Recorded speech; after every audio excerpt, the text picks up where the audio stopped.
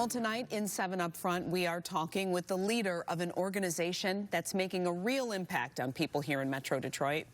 Ryan Hertz, President and CEO of Lighthouse. Ryan, thank you for being with us tonight. Thank you so much for having me, Glenda.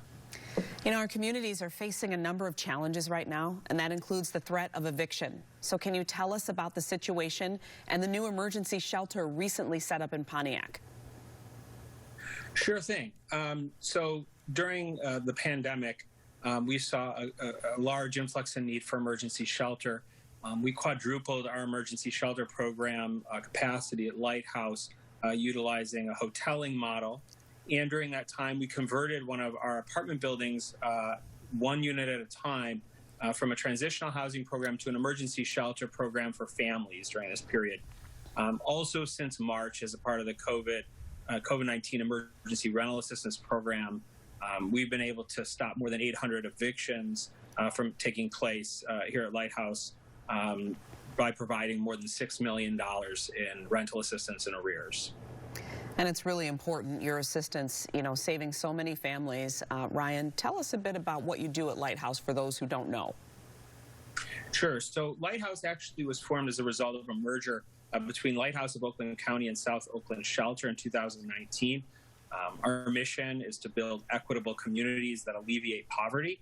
And we do that through providing emergency services like emergency food, emergency shelter, eviction prevention, and more. We also provide stability services like our Centers for Working Families program and our permanent supportive housing programs.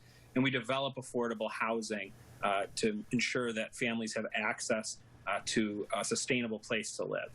It's been a lifeline. You touched on food and food insecurity, another big hurdle for many families.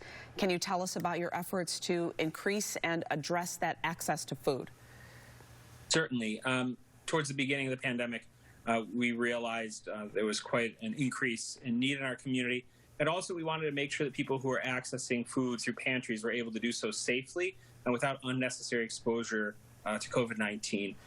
We were able to move from providing roughly 500 boxes of emergency food per week to about 5,000 in the early days of the pandemic. We've been able to sustain that over time to provide food assistance to more than 60,000 families in our community over the past 18 months. Wow, incredible.